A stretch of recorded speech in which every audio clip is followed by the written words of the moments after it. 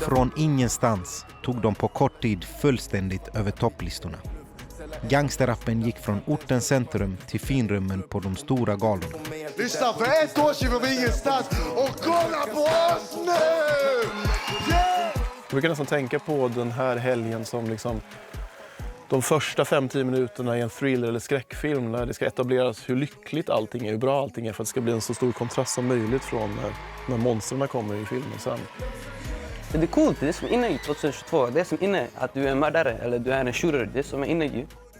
Men det finns en mörk baksida. Förnedring, gängkonflikter och rena avrättningar. Skjutning efter skjutning, rapplåt efter rapplåt. Det hängde ihop.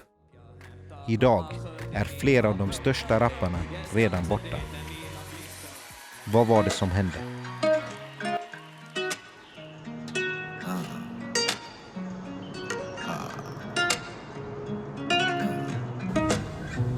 Minns när vi var små, lekte med kulor i sanden. Hade inga planer på att bli en artist. Och jag minns första gången jag la kulor in i magen. Hade inga planer på att bli iskall. Sedan barn jag varit aktiv. Har en tjurig utan någon prislapp. Och hon nära hon är kattig. Men hon ska bara lämna ett kisslapp. Bara varit en grej, du vet, när man växer upp så där, man rappar med varandra som ungdomar, battlar med varandra. Förstår du? Man gjorde din mamma skämt på varandra. Sen det var bara roligt. Sen jag märkte att det blev en grej av det. Ja, det var i bilarna, vi freestylade i bilarna. Det var exakt då. Beamblock Entertainment, Illy Freeway, Yasin, my nigga Versace. Beamblock, baby. Yeah, började på något fucking stort, bre. Jag såg ju responsen vi fick. Jag gått centrum dagen efter, jag gått sådär. Jag tänkte, lä. Man började säga, det var fett ju, man började hypa mig. Jag tänkte, lä, det var så va? Jag tänkte, jävla då. Dagen efter jag började skriva. Don Illy from the motherfucking hot town. And niggas know me when the fucker come around. I make the booth. Det var nya vågen typ, nya generationen i alla fall. Innan var ju Kartellen och grabbarna. Dogge och den där asfalten. Det här var den nya generationen. Såklart jag behöver inte baxa, jag har 16 bars. Snart är med våra fickor inga förortsbarn. Hej! Illy Freeway från Tensta, Stockholm. Han är med och drar igång den nya vågen av den så kallade gangsterrappen. Tillsammans med artister som Yasin och Jaffar utgör han rapkollektivet Beamblock Entertainment. Väldigt, väldigt do it yourself. 100% gjort på egna villkor.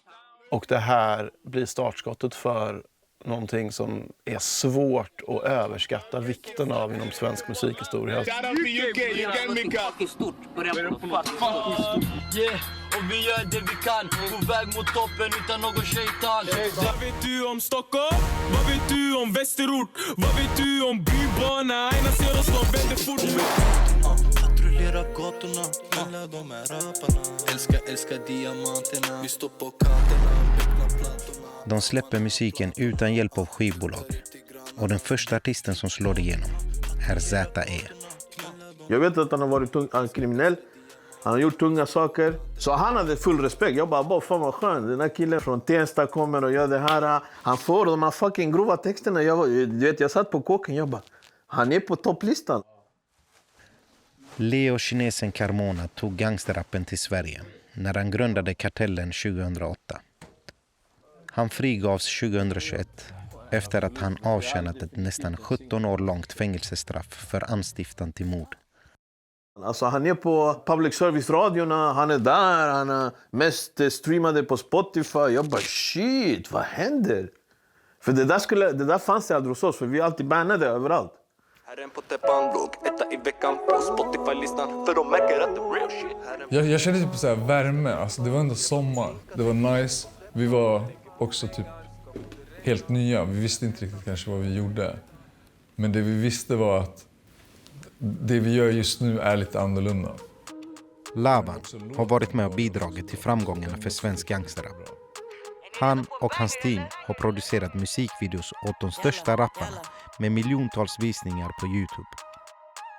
Jag tror att den där ligger på typ 7,8 miljoner streams.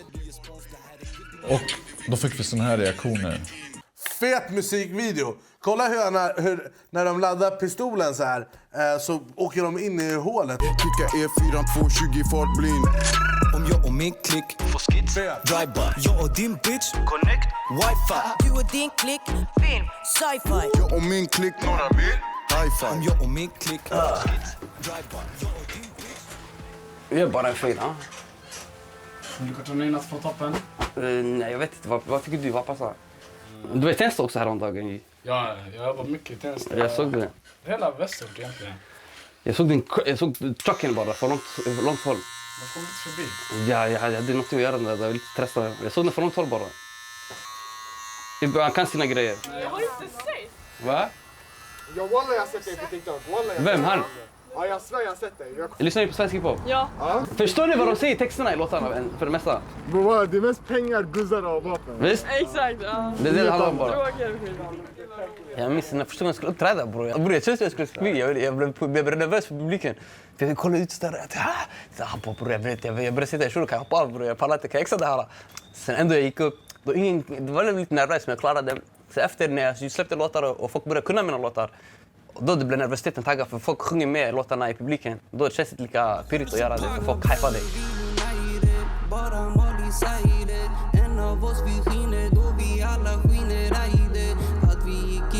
Jag fick spelningar efter när jag släppte Semskina. Då fick jag mina spelningar. Då åkte jag till Landskrona, Helsingborg, Eskilstuna. Jag åkte runt i Sverige sådär då. Då det blev lite större musiken. Då jag började få spelningar. När började du tjäna pengar på det? Efter Semskina. Efter jag släppte Semskina. Och sen efter Spotify också började när jag började släppa Ny dag och Sena nätter och de här låtarna. Alla som streamade över miljoner.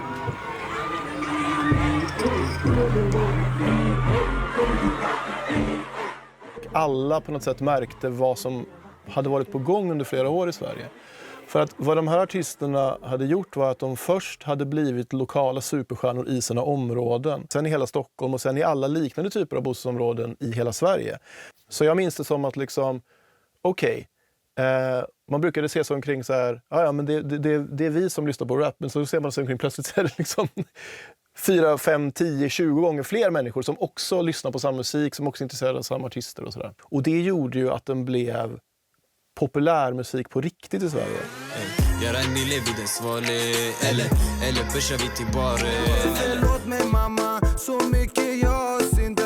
Den nya generationens gangsterrap blir en av de mest populära genrerna bland Spotifys lyssnare i Sverige.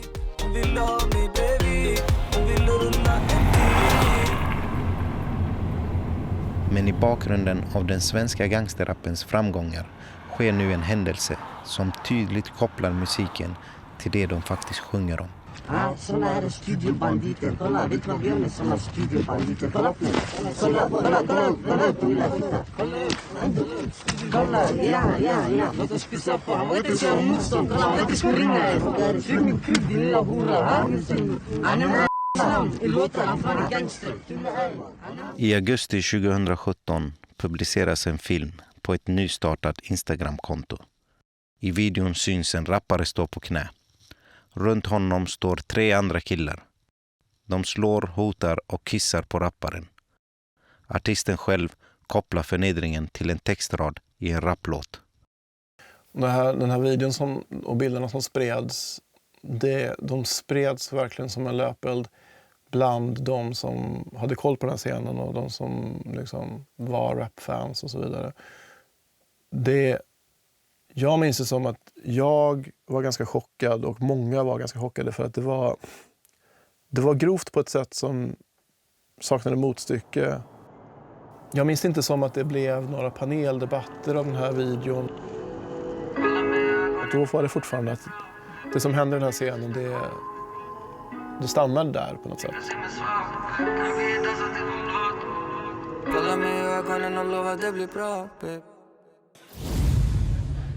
Grammisgalan 2019 blir en stor framgång för genren. Ja, och Grammys till årets artist går till Z.E.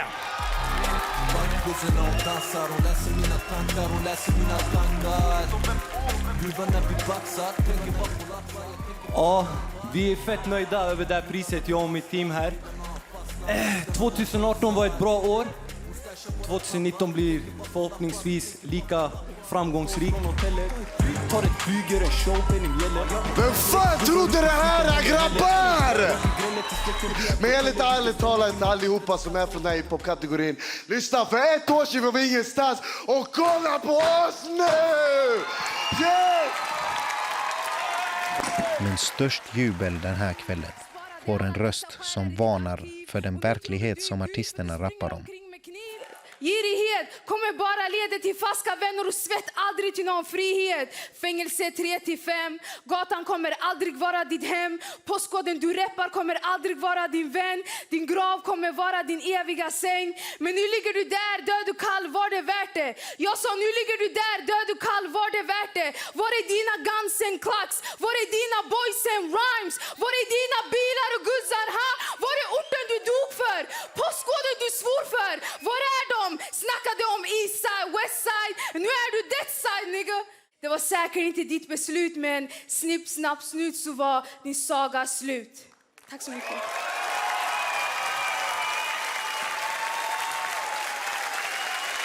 Tack så mycket. Vad blev nästa grej då? Nästa grej blev ju Einar nummer 1. Vill ni kolla på den? Det är ändå fet alltså det var värsta auran där ju. Om du inte payar grammen mannen det blir svårt ey. Bro det här det är ena mannen och det här är mitt år ey. Bro vad ska jag säga mannen, gatan den är hård. Number one, payar mannen money. Det finns väldigt många rappare i Sverige. De flesta är ganska dåliga, vissa är bra, vissa är ganska bra, vissa är väldigt bra. Men det finns väldigt få superstjärnor och Einar var en superstjärna och det som skiljer oftast en superstjärna från liksom en duktig rappare är att man just har hits som slår igenom. Och Kattentrakten var verkligen nästan alltså, ögonblicklig superhit. Hon är katten i trakten, hon lyser upp hela natten. Det är 1+1, hon kan matten. Hon är inte fin, hon är vacker, hon är inte go i show. Jag släppte en låt på YouTube, en musikvideo. Och den fick 1 miljon streams och då sa man till mig att du måste släppa det här på Spotify. Så jag släppte jag på Spotify och därefter så släppte jag Katten i trakten och ja, så exploderade det. Det var bara så, det var inte planerat eller något skivbolag eller något sånt där. Det var bara helt själv. Det måste vara helt svindlande tänker jag, när man ser det hända. Ja, det är alltså... Nej, alltså jag vet inte. Det är bara allting, hela grejen är rolig att man just att jag är 16 år och att jag sticker ut ganska mycket. Jag tror att det är det som har fått också med att bli så stor. Redan vid den här tidpunkten har Einar dömts för flera brott. Bland annat rån och narkotikabrott. Som dog i en båt. Vad sa de? Var det bråttom till sjukhuset eller? Ja, de sa kom bara. Ja.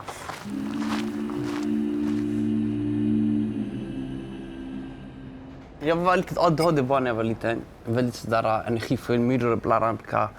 Jag kunde inte kunna sitta still sådär. Jag hade svårt att koncentrera mig i skolan. Att lyssna hade jag problem med. Jag var sådär, det går in här, det går ut där. Jag minns min morsa brukar komma till skolan. Jag kommer ihåg, hon brukar sitta med mig hela lektioner alltså. När jag var liten, alltså under hela lektionen. Och jag brukar vara här i klassen så kasta grejer på folk. Jobbig bara. När hon är där, jag är knäpptyst sådär. Jag kollade ner.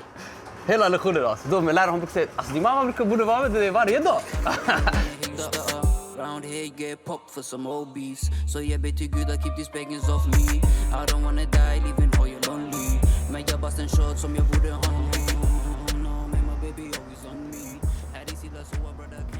Min mamma, hon brukar säga till mig om du dör, om det händer, du blir skjuten eller du går en bilkrasch eller någonting. Tror du när din musik kommer följa dig, det går över. Alltså, dina synder kommer fortsätta på dig. Hon säger du kan vara stolt att du har 1 miljon visningar, men vet du att de här 1 miljon visningarna det är 1 miljon synder.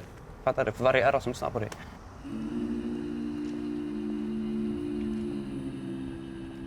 Jag ska till här i Sankt Göran sjukhuset i palliativavdelningen. Mamma har cancer. Hon är sjuk. Hon är ganska allvarligt sjuk. Och det var det alltid skrivet så jag vill bara spendera så mycket tid jag kan med henne just nu. Jag kan gå in och jag kan komma ut igen. Jag ska bara gå in och kolla vad läget.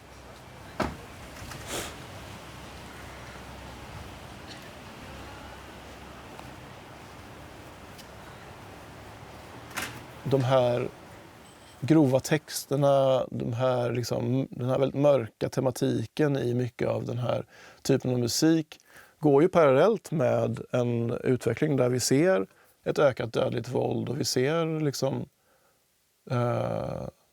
stora samhällsproblem. Som ett tag, det var nästan bara i rap man hörde om det här. Kan de inte se vad det borde är att se? Februari 2019. Nu händer något ovanligt. En av de stora rapparna tar avstånd från sin tidigare musik. Jag har raderat alla mina singlar från YouTube och så småningom Spotify, eftersom att jag lagt den typen av livsstil bakom mig. Så det är bäst att jag är ärlig mot mig själv och musiken. Att sjunga om Guns och sånt är inget för mig. Jag går ju till studion. När har jag tid för att göra någonting med vapen eller någonting? Jag jobbar med musik. Så det är därför det är mer så här för mig själv också. Att vara sann mot sig själv. Det som inte kommer fram i intervjun är att K27 strax före sitt inlägg på Instagram döms för försök till utpressning till villkorlig dom med samhällstjänst.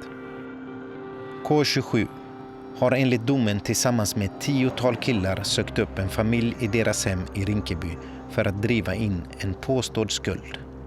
Pappan i familjen som öppnar dörren berättar i rätten att en av killarna tappar ett vapen som pappan får upp och avlossar mot gruppen. 2 personer träffas av skotten. K27 är en av dem. Rapparen nekar till brott. Pappan som sköt frias. Han anses ha skjutit i nödvärn. K27 har tackat nej till en intervju. Ey! Nu jag kommer ihåg dig. När jag såg din tand. Du var med på intervjun med Juicy när du var i UK. Jag rappar. Ja bror, jag kommer ihåg dig nu. Är du gangster, de sa. Jag ska vara ärlig, jag har levt en period i mitt liv där jag har gjort mycket fel som har kommit tillbaka till mig också. Du vet, om du gör fel mot en människa, han kommer inte glömma. Ille Freeway, eller Ilyas Elmi som han egentligen heter, har dömts för en rad brott mellan åren 2016 och 2020. Grovt bedrägeri, brott mot knivlagen och flera fall av ringa narkotikabrott. Och sen när du hittade in i musiken, vad hände sen? Lämnade du det livet eller fortsatte du ändå? Jag fortsatte ändå, om jag ska vara ärlig. När jag blev lite äldre slutade jag med det andra. När jag blev lite mer seriös med musiken. Fattar du? När jag började släppa alla andra låtarna, när jag kom in mer i Spotify och det här, då jag släppte det väcknade och det brukar jag göra. Varför ska alla grabbar överdriva? För många gatubarn är aktiva. Rösten, det är någonting i Draylos röst som är direkt och som är speciellt. Man känner igen hans röst så fort man hör den. Och sen så blev han mycket riktigt en av de allra största stjärnorna. Vad är ditt mål med musiken? Mitt mål det är helt enkelt att ta över den här branschen. Alla. Det är så. Jag vill släppa så mycket så folk alltså, de ska bara tänka det ska vara Draylo överallt. Hiphop R&B är Draylo! P3 Guld 2020 var på många sätt en triumf för genren svensk rap i det att artister från den svenska rapscenen tog tunga priser utanför kategorin Årets hiphop R&B. Hey, det här är sjukt, jag har 2 priser på en natt. Einar fick årets låt med Katten i trakten, Draylo fick ett pris, Adnan Asmer fick ett pris, Zäta fick ett pris.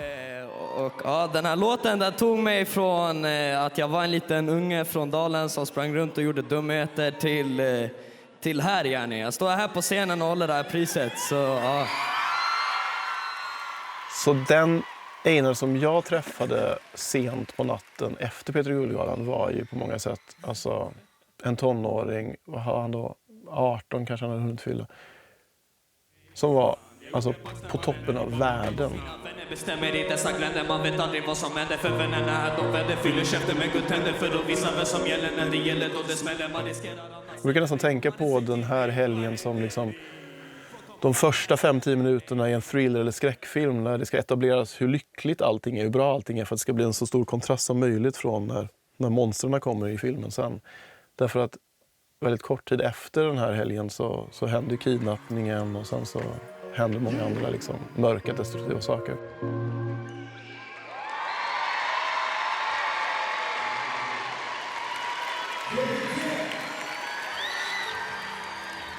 Bara månader efter prisregnet på Petri Guld gör polisen en husrannsakan hemma hos Drelo.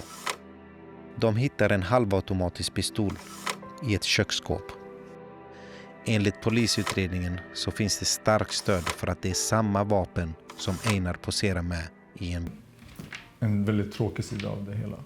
Man vill ha med olika grejer i videos, alltså du vet så här, vapen, man vill liksom, ja, det var inte, man såg inte fram emot att, ja men vi vill liksom göra en musikvideo med det eller något sånt där. Det var mest så här, nej, vi vet inte om vi vågar.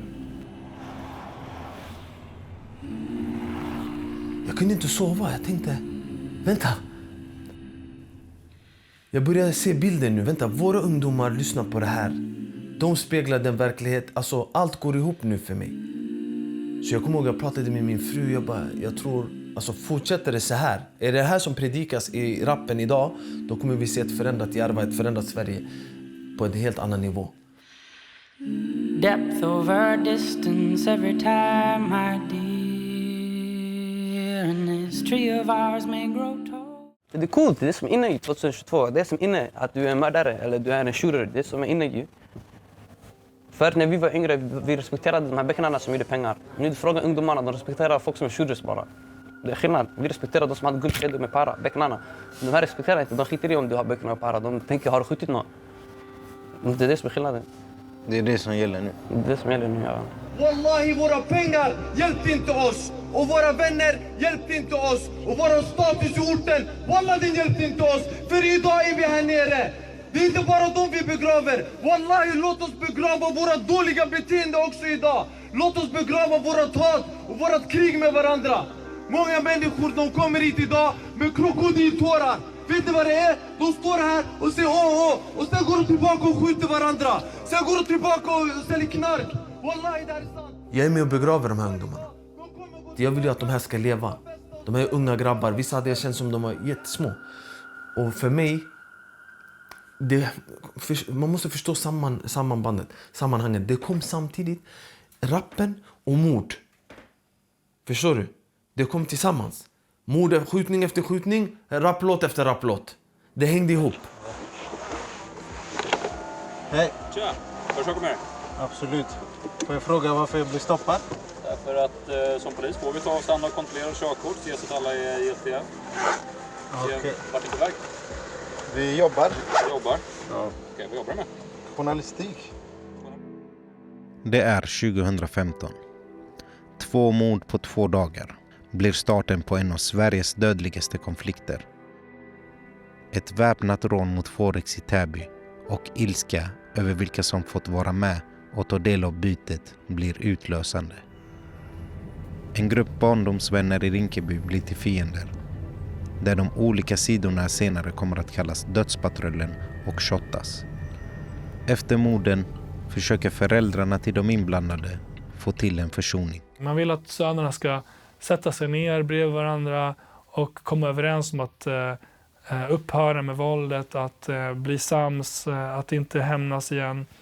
Så det finns ambitioner att få de här att försonas, men svaret från tonåringarna själva blir: vi vill inte.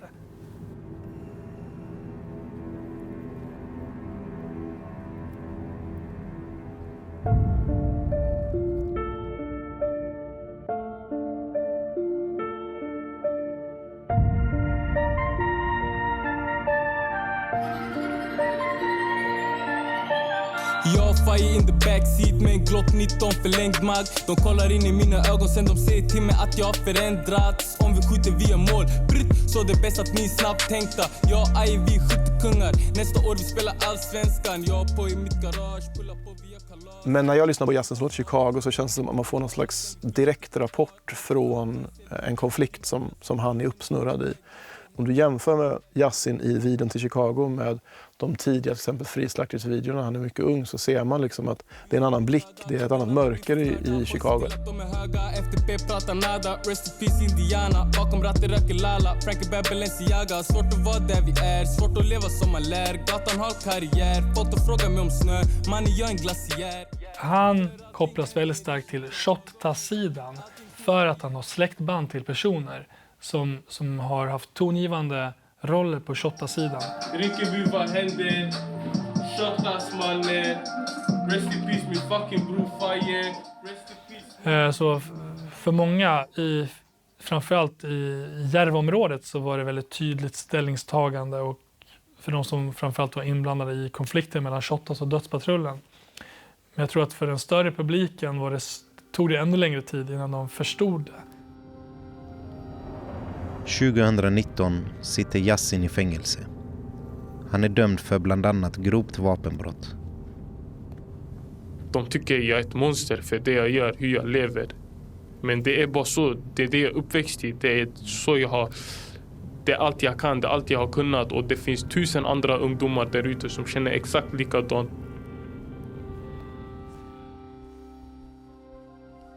Ramsis Musa Assal, eller Medina-studenten som han kallar sig på Instagram, är född och uppvuxen i Husby. Han är en muslimsk influencer med över 100 000 följare i sociala medier, men jobbar till vardags som fritidsledare på Blåhuset i Tensta och Fryshusets avhopparverksamhet. Han är en omdiskuterad person på grund av den strikta tolkning av islam som många menar att han står för. Samtidigt är han en person som många, speciellt ungdomar i Järvaområdet, ser upp till. Vad gjorde jag? Eftersom jag kände många av rapparna. Jag kallade på jag gjorde möten med flera. Jag behöver inte nämna namn. Jag vet att om du rappar så här, då kommer du behöva leva det här livet, så du vet. För att annars kommer du testas av riktiga kriminella personer. För att om du ska prata om det där, går du in i leken så måste du leken tåla.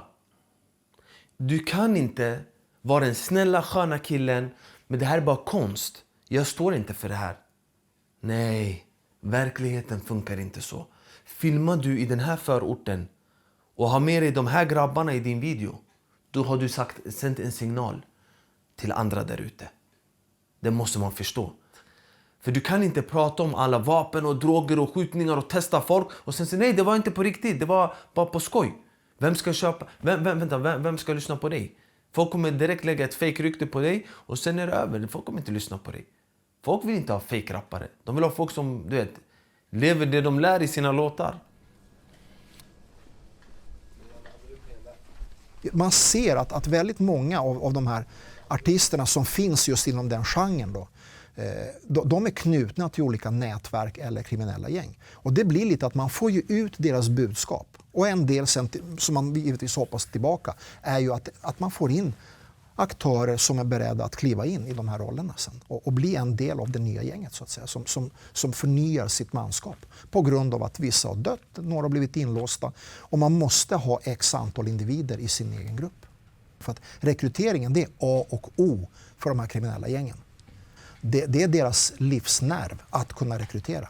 Och gör man det inte, sen rekryterar man givetvis inte bara genom gangsterrappen. Det finns ju andra sätt också att göra det på. Men gangsterrappen är en viktig faktor när det gäller rekrytering.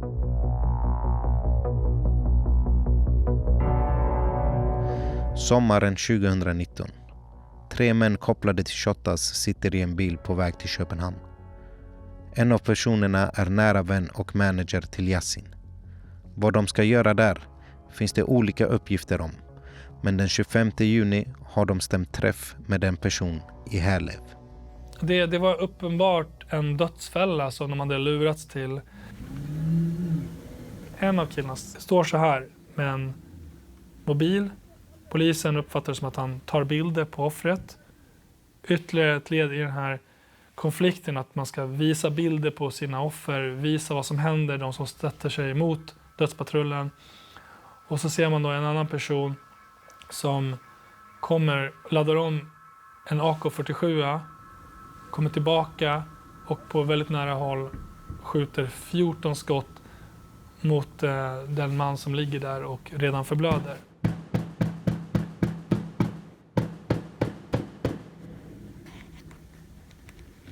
När man ser den här videon så får man också en inblick i den brutalitet som de här är kapabla till.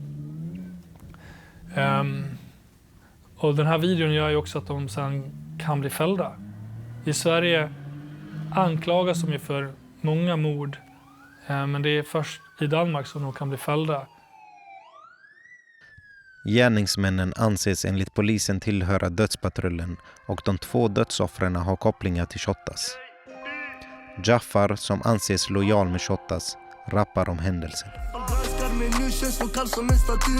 De största legenderna har dött från Rinkeby.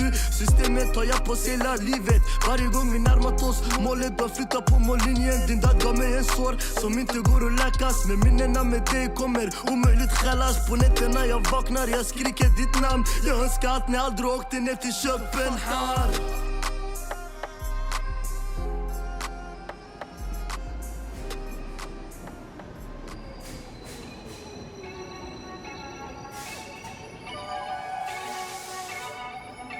Mamma var inte ledsen. Inte dit fyllde adressen. Jag svär på allt. Drömde om toucha kilograms. Man är kokain, imperium, här är min och brams. Snurra för ett slott. Men vem ska fylla den? 12 år när jag kommit till mig och rappat texter. Sagt, som när jag pratar om guzzar och jag pratar om droger eller när jag pratar om kriminalitet. Och reciterar de orden som jag säger som att det är något religiöst jag säger. Så när jag såg det där tänkte jag, nej, det där går inte bra. Ska jag vara anledningen till att de pratar sådär? Nej, jag bara inte. Jag vill inte ha den där vikten på mina axlar. Så det var också en stor wake-up call, faktiskt. Jo, det är deprimerande. Det är ett deprimerande ställe. Det är en del av livet, väl. Man föds här och man lämnar här. Det är så det är ju. Det är väldigt mycket kring våld och knark i dina texter. Det är oftast det som händer nu för tiden. Alltså det är mycket våld och mycket allmänt. Mycket dåliga saker i samhället. Och... Det är otroligt intressant att träffa dig och möta dig. Där jag nästan vill liksom sträcka ut en hand och fråga, ska vi försöka ta bort den här gangstertrenden för våra unga? Alltså det borde göras, men jag vet ju inte exakt vad jag ska göra för att ta bort det här. Nej. Efter Malou von Sivers intervju med Greekazo drar en debatt kring gangsterrappen igång. Greekazo var där för att få prata om sin musik. Om man granskar hans musik och hans texter så handlar det om att romantisera våld, vapen, droger. Och det var det frågorna handlade om. Att uttrycka och förklara vart man kommer från sin miljö, det är någonting helt annat. Och sen när vi kommer till saken att du säger att musiken hjälper till att tända gnistan. Det kanske betyder att det är ett problem där ute. Varför är det 40 miljoner som lyssnar på den, Inge? Nu ligger fokus på rapparnas kopplingar till kriminalitet.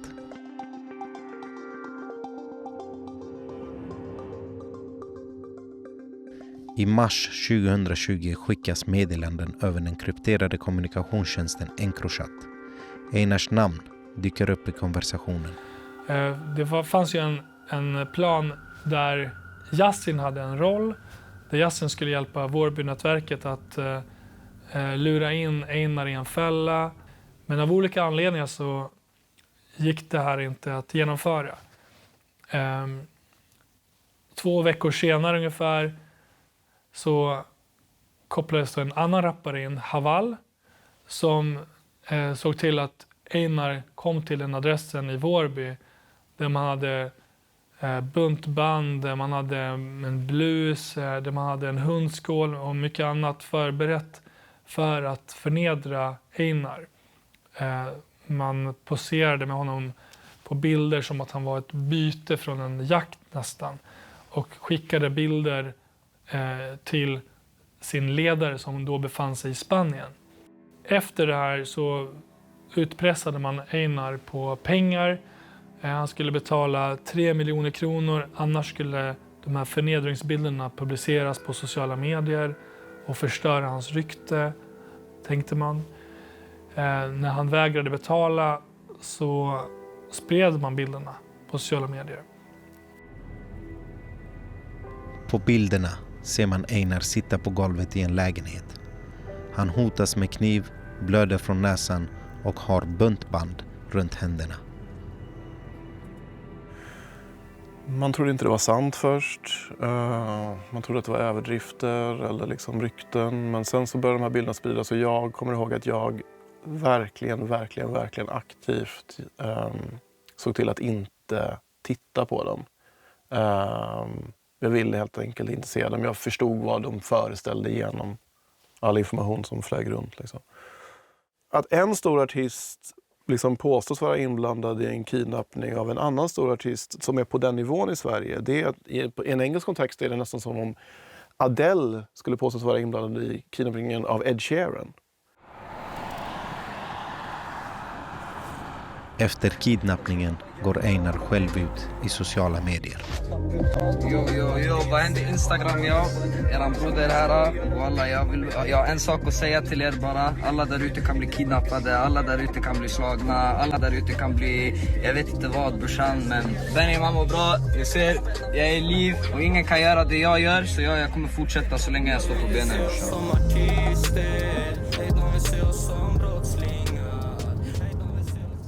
Sveriges Radio presenterar stolt P3 Guld. När Yasin sitter häktad misstänkt för att ha hjälpt till att planera Einars kidnappning vinner han 2 priser på P3 Guld. Priset till årets hiphop R&B och årets artist delas ut till Yasin. Yasin kunde inte vara på plats för att ta emot sina priser. I februari 2022 döms Yasin och Haval till fängelse mot sina nekanden i Svea hovrätt tillsammans med flera personer från Vårbynätverket. Yasin för att ha varit med och planerat kidnappningen och Haval för att ha varit med och genomfört den. Varken Yasin eller Haval har velat ställa upp på en intervju. Einar medverkar varken under förundersökningen eller i tingsrätten.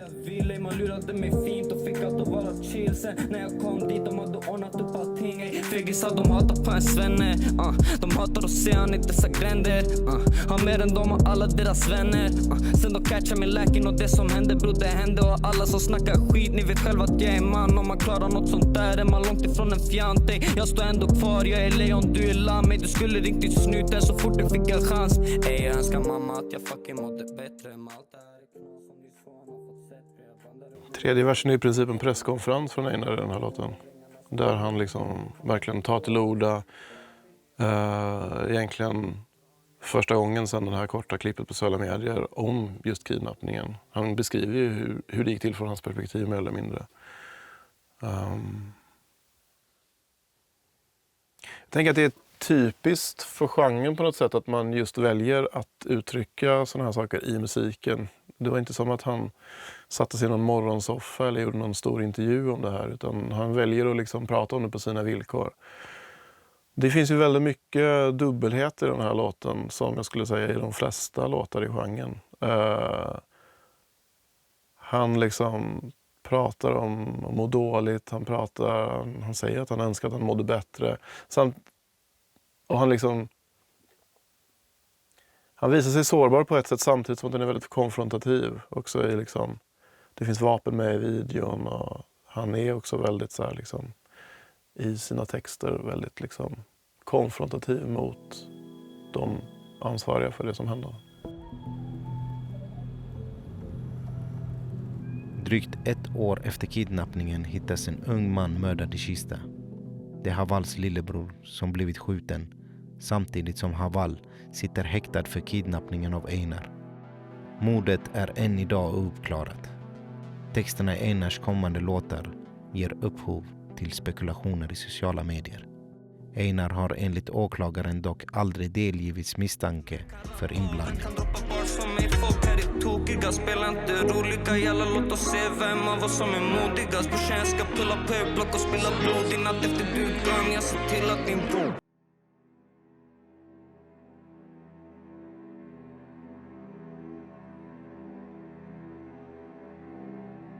2021, 1,5 år efter succén på P3 Guld, så grips Drelo, eller Salah Abdulle som han egentligen heter, på Arlanda. Han är misstänkt för ett rån mot en kiosk i Akalla. Personalen från kiosken uttalar sig under rättegången och ber Drelo om ursäkt. من هیچ وقت از هیچ کس شکایت نکردم ولی من متاسفانه اینجا به عنوان شکایت کننده بودم ولی من بهشون یه ذره بی‌احترامی هم کردم همه جا ازش معذرت خواهی می‌کنم.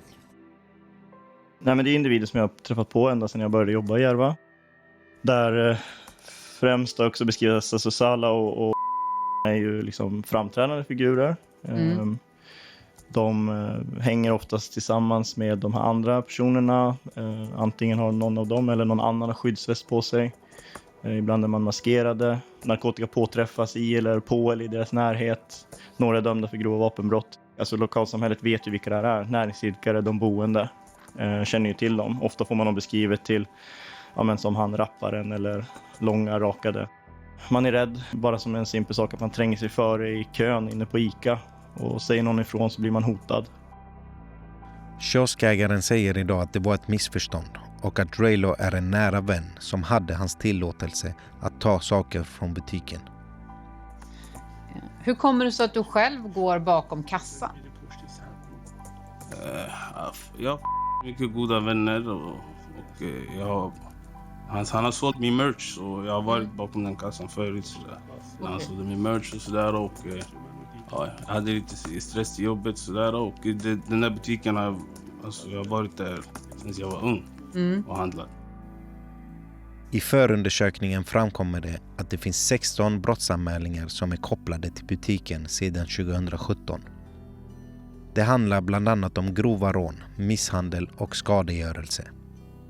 I 5 av fallen har målsäganden valt att inte medverka i utredningen. I november 2021 döms Drelo för rånet till tingsrätten till 1 års fängelse. På samma sätt som Yasin har kommit att bli en viktig person för Shottaz så har också hans rapkollega Drelo blivit en frontfigur för ett annat våldsamt kriminellt nätverk som kallas för Husbys hyenor. Man kan också se i hans musikvideor personer som är tongivande i det här nätverket. Så det är otroligt tydliga ställningstaganden som görs under den här tiden. Enligt Drelo själv är han inte en del av ett kriminellt nätverk. Det är en sen kväll, jag har tränat och jag ska duscha och jag är ändå van som nyhetsreporter att jag får samtal dygnet runt. Men det är ganska sällan som 3 olika personer hör av sig så här sent. Och alla har samma uppgift att Einar har blivit skjuten och att han också ska ha blivit mördad. Och när jag får reda på det här och var det har hänt så larmar jag nyhetsredaktionen och sen sätter jag mig i en taxi och åker dit. Enligt uppgifter till SVT, Aftonbladet och Expressen är det den kända 19-åriga rapartisten Einar som har dött. Brottsplatsen som enligt våra uppgifter är en bit in här mitt i bostadsområdet i Hammarby sjöstad i södra Stockholm. Det är ett välbärgat område.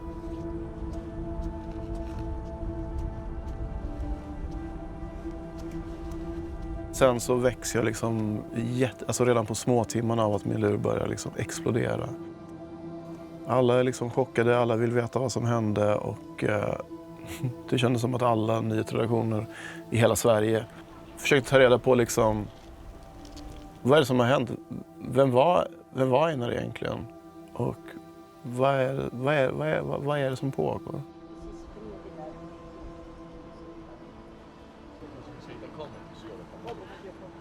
Att en ung kille som är inblandad i vissa miljöer mister livet på ett våldsamt sätt är ju tyvärr ingenting ovanligt i Sverige. Men det är väldigt ovanligt att en av våra absolut största artister är den personen. De uppgifter som jag har fått från många olika håll om varför Einar blev mördad är bland annat för att Einar uppges i en av sina senare låttexter har sjungit på ett kränkande sätt mot en annan rappare, Haval, som döms för kidnappning av Einar och refererat i sin låttext till hans mördade bror. Men det som också var tydligt med Einar sista tiden var att han också poserade på bild med personer som kopplas till bland Dödspatrullen och Husbys hyenor, 2 kriminella nätverk från Järvaområdet. Att göra det är också ett ställningstagande. Det här är personer som också har många fiender. Så en kombination av vilka han visade upp sig med och också vad han sjöng i sina låttexter kan vara en del av förklaringen. Einar blir den 39:e personen som blir skjuten till döds det här året. Det är fortfarande ingen som har gripits för mordet på Einar, men det finns en person som är skäligen misstänkt. Den lägre misstankegraden. Senaste veckan har det pågått en intensiv debatt om den täta kopplingen mellan kriminalitet och musik efter mordet på rapparen Einar. Nu vill Sverigedemokraterna att man utreder gangsterrappens skadeverkningar och de öppnar för att stoppa public service från att spela låtarna i radio. Efter mordet på Einar kan man se hur både branschens och mediernas förhållningssätt till genren och rapparna förändras. De här tendenserna där de medierna som har hyllat det här, de är helt tysta. Och de kommer ju aldrig att säga vi gjorde fel. Så att de här som har hyllat de här och gett dem priser, de låtsas som det regnar, som ingenting har hänt. Känner du att du är självkritisk när det kommer till det här? Det skulle jag påstå att jag är. Det här är någonting som jag tänker på hela tiden. Och tänker på mer och mer, skulle jag säga. Om man inte är insatt i den här genren, om man inte typ uppskattar den här musiken eller har koll på de här, så kan jag verkligen förstå det här. Att så här, varför ska vi lyssna på musik av kriminella personer? Eller varför ska vi ge pris till kriminella personer? Men jag kan ju bara svara utifrån liksom, mitt perspektiv är anställd av public service. Det här är den största svenska genren av populärmusik. De stora stjärnorna inom den här genren skulle jag vilja påstå att i princip alla svenska människor under 25 känner till, oavsett om man gillar dem eller inte.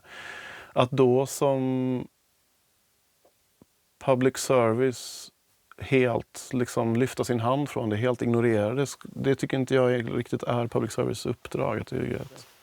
Brukar du ha koll på artisternas brottsregister innan du...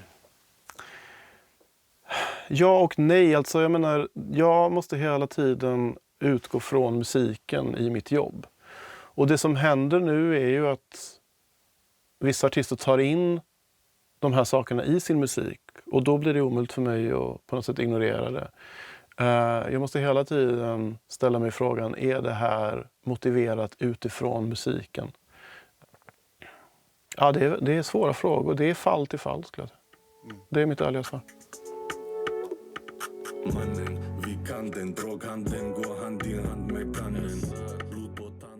Jag får en känsla av att vi har låtit det hända. Man har inte agerat mot problemen i rätt tid. Hur kommer det sig att det kunde finnas en öppen droghandel i flera år i Järva, till exempel? År in, år ut. Droghandel, det betyder att det kommer med största sannolikhet också uppstå vissa konflikter. Ändå, droghandeln fick vara kvar. Konflikterna ökar. De här ungdomarna vet ju att inom 1-2 år så kanske de går in med vetskapen att begravningsplatsen har blivit en ny förort för unga grabbarna i förorten. De vet om det. Ändå de går in. Varför? Det är en stor fråga, en viktig fråga man bör ställa. Du slutar antingen i graven eller i fängelse. Det är ingen annan väg alltså du har när du är kriminell. Jag vaknade upp en dag och tänkte det är enough bror. Enough bror. Jag brukar få predikan av min mamma så där mycket. Så jag minns en dag jag sov så där. Så jag vaknade upp så där. Så hon sitter bara i min sängkant så där och kollar på mig bara. Så jag tänkte, vad har hänt? Mitt hjärta klappade till, vad har jag gjort? What have I done? Jag tänkte, hon sa alla, när ska du sluta med det här? När ska du sluta med musiken? De är frossen, de gör voodoo magic. Raised in them gutters, I'm a savage.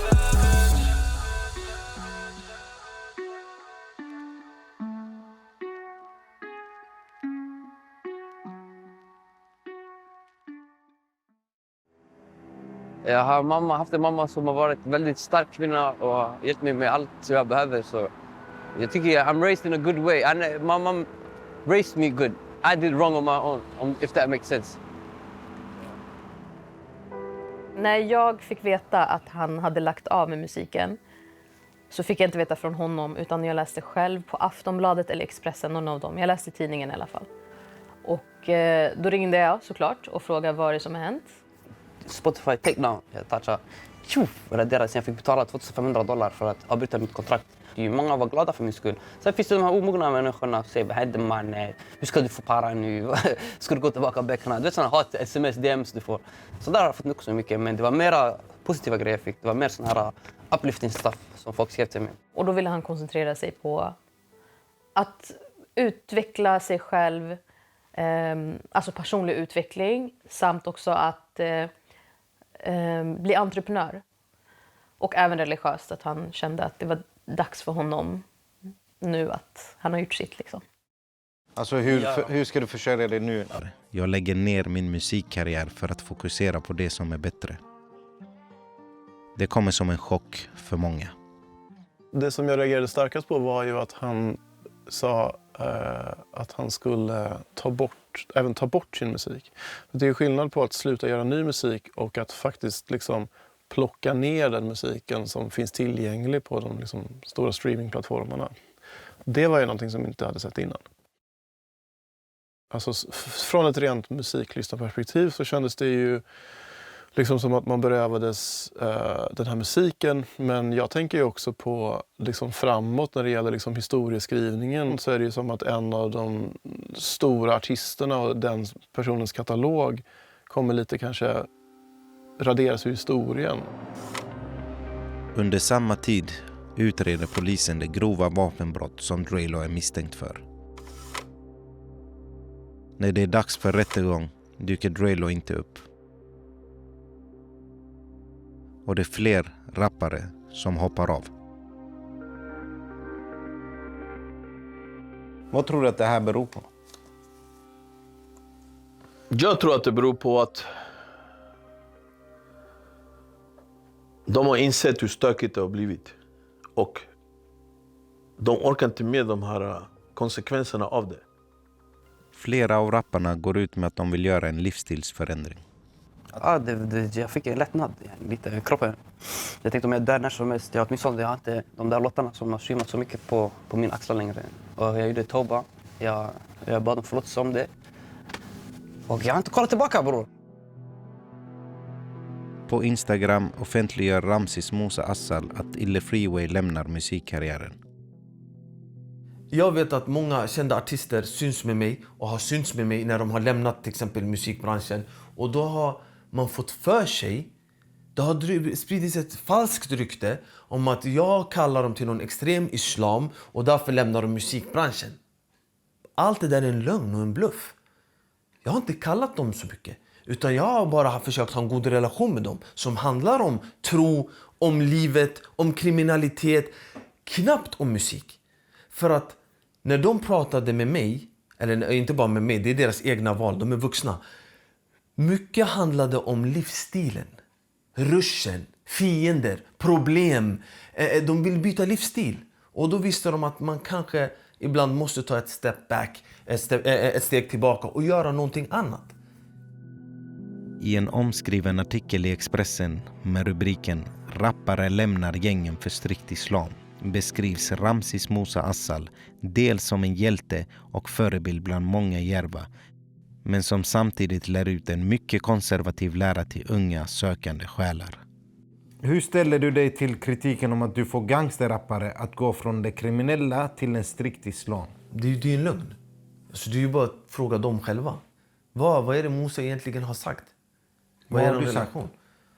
Det jag har sagt, det är ju privat. Vi pratar ju privat. Jo, jag fattar, men i det stora hela, det mesta har inte ens handlat om musik. Det mesta har handlat om livet. Familj, liv, lycka, framtid, arbete, positivitet, spiritualitet. Saker som får dem att må bra i livet. Att de kan leva och överleva. Inte att de ska, på grund av musiken och på grund av livsstilen hamna i problem och sen bli skjutna. Och sen ska tidningarna skriva lite om det. Sen är de bortglömda. För de är inte glömda hos oss. Och som känner dem, och som jobbar med dem, och som har sett dem växa upp. Ja, fortfarande är det samma musik. Och jag vet ju att det är haram. Men jag vet, det är därför jag sa, jag vet ju vad som är rätt och fel. Och jag vet när jag gör rätt och jag vet när jag gör fel. Man har ju skrivit just om det här med avhoppare. Ja. Att folk lämnar en extrem gren och går till en annan. Vad tänker du när du läser de här Jag tycker det är grejerna? bara roligt alltså. Då får det se ut som att, vadå, är jag blivit Isis nu eller? Vad har de gjort mig till? Är jag Daesh? Jag vet inte vad de försöker säga. Ma'alem Musa, eller Midjan-studenten, jag har gått till han själv när jag behöver råd. Han har inte sagt något till mig att jag ska lämna det och det. Jag har själv gått till han efter jag har redan bestämt mig själv vad jag vill göra. Jag gick till han för råd. Vad ska jag göra näst? Vad är min nästa steg här? Har du känt någon skuld för ditt tidigare liv? Jo, det har jag. Det har jag gjort. Därför jag hoppade av, för jag vill inte ha något med det att göra längre. Därför jag pallar inte bära det längre. Så jag skulle önska att jag kunde prata med mig själv när jag var yngre. Om jag fick säga till mig själv så jag lyssnar inte på vad de säger till dig i din miljö. Skit i dina grabbar, gå till din familj. Om jag kunde säga det till mig själv nu, jag hade sagt det då direkt. Jag hade sagt det, skit i vad dina grabbar säger till dig, gå till familjen. Var 100 gubbar där istället för 100 gubbar ute. Alla. Det har jag sagt.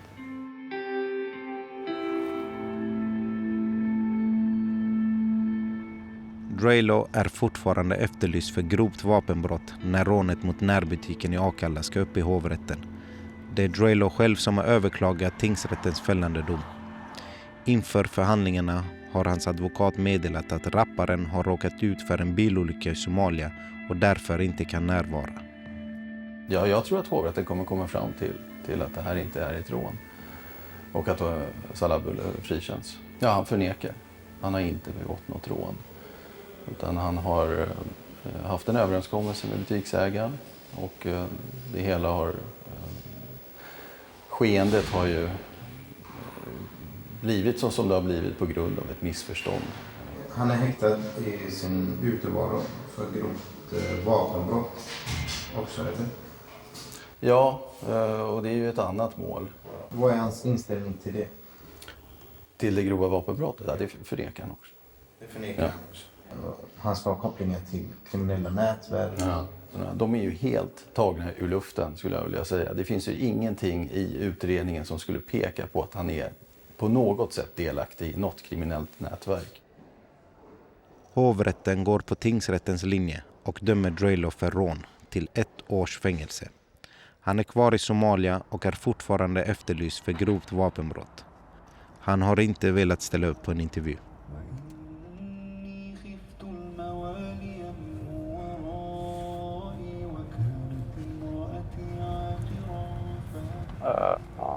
Man vet inte om hon ska vakna morse. Hon sover alltså. Hon är sökt, men de är osäkra om hon kommer vakna. För det är aggressivt mot kroppen.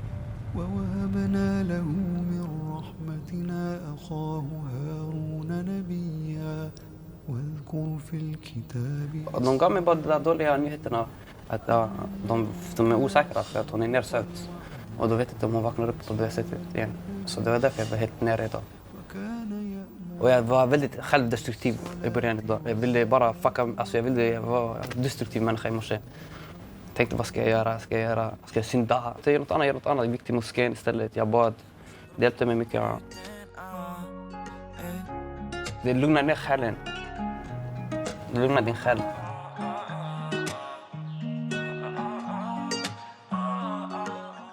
Strax efter intervjun så dör Illes mamma. Ille slutar svara.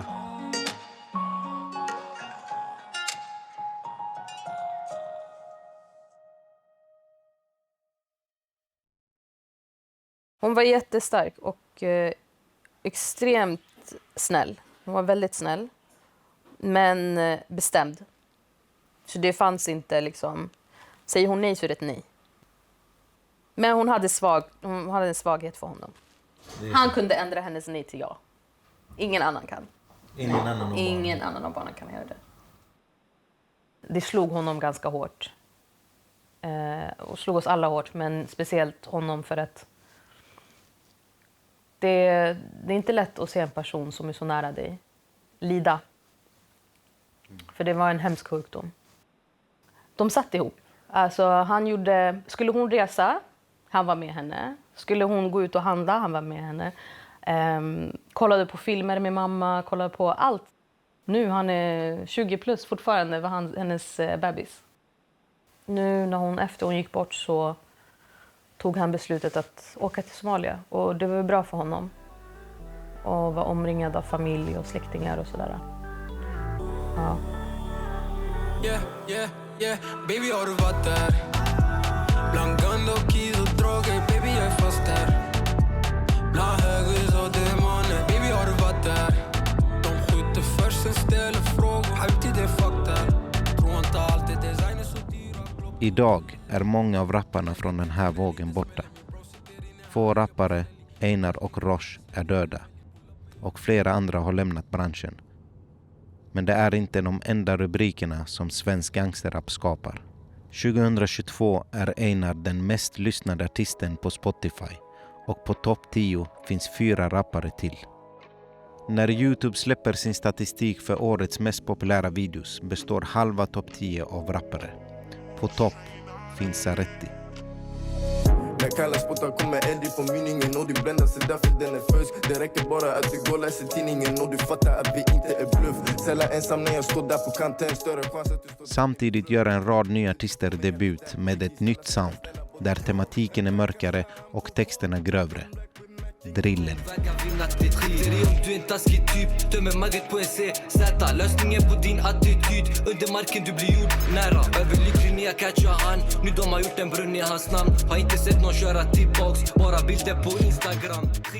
Den här drillmusiken är bara negativ. Jag tycker att den är bara, liksom, det handlar inte om någonting förutom att vara rå i våld och liksom...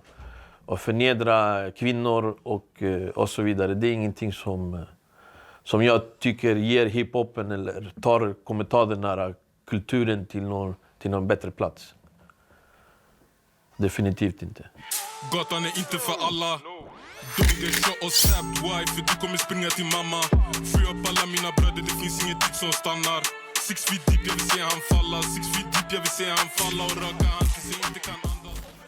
Det här är ju verkligen drill i textinnehåll, i produktion, i råhet.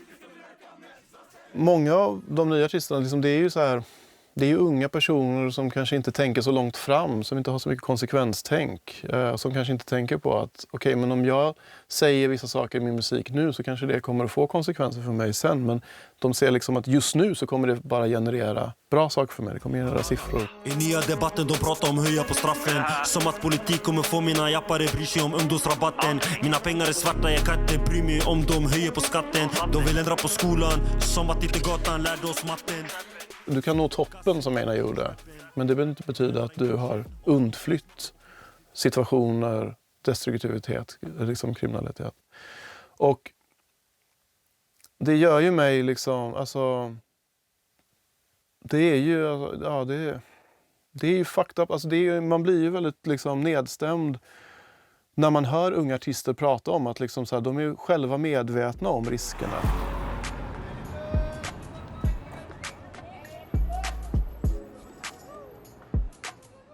Jag tog mitt flyg och tog mitt pick och pack och tagga. Vänner som dör omkring, folk som bara dör. Folk som blir skjutna vänster och höger och ja, bara miljön. Bara miljön var helt deprimerande för mig. När man förlorar en förälder så förlorar du dig själv. Sen det är din mamma. Så jag hade mycket att ta igen. Alltså mycket i min hjärna. Jag mådde inte så mentalt bra under den där perioden. Det var ju nyligen i september, så det var ganska nyligen. Så det här är mitt hemland. Jag är född i Karolinska sjukhuset, men det här är ju min familjs ställe. Det är min mammas land. Det här ska bli ett hotell / restaurang. Så min mamma och hennes bröder, alla har gjort sin grej här. Alltså, det här är som en familjegrej. Så hela familjen äger det här. Alltså, det kommer bli restaurang och ett hotell för diasporan typ. Mycket för somalier från Kanada, från England, från Sverige, från Norge. Här är en helt annan status. Du vet, i Sverige så behandlar de dig som du har ett sätt att bli behandlad på. Ja. För det känns som att du behandlar dig som en invandrare. Fast du är född i Sverige så kan samhället behandla dig som du är utstött. Du vet hur det är i miljonprogrammen. Så jag känner mig här som jag inte är utstött. Ska vi gå upp? Vill du se där uppe? Där kan vi ha intervjun också. Jag tycker att det är jättebra att han har kommit hit och har sett hur det ser ut. Och hans mamma önskade att han skulle vara med oss, jobba och se oss som förebild. Framtiden blir bra för honom om han stannar här. Då kan han förstå vad livet är. Och åka tillbaka till Sverige och göra någonting nyttigt. Och jobba som alla andra och bidra samhället. Det är bra saker som händer. Det är en bra skillnad på livet, vet. Från gangsterrappen i Sverige och vara ute i miljonprogrammen till att vara en businessägare. Det är en stor förändring, vet.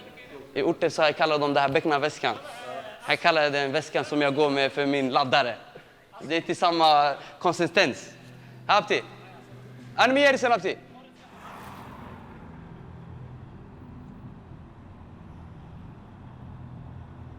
Det vi ser händer i Sverige tar sig uttryck i musiken. Därför att rap är på många sätt en kulturyttring som skapas i fattiga områden, på platser i vårt land som präglas av fattigdom och därigenom vissa destruktiva element som tar sig uttryck i musiken. Det har alltid varit så inom rap. Jag vill inte heller att jag ska framställas som en person som tror ens på att skulle vi strypa svensk gangsterrap, då blir det bra i samhället och då kommer det blomstra. Nej, det är inte så. För de pratar om det samhälle som vi lever i idag. Hela samhället måste förändras. Och då tror jag även att de kommer också förändras. För tänk dig, om samhället är fett soft och allting är bra, vad då ska han fortsätta att prata om skjutningar? Det är ingen som skjuter, ingen har skjutit på 10 år här. Förstår du? Det kommer inte vara inne längre. Och då kanske det dör ut och gör man annat.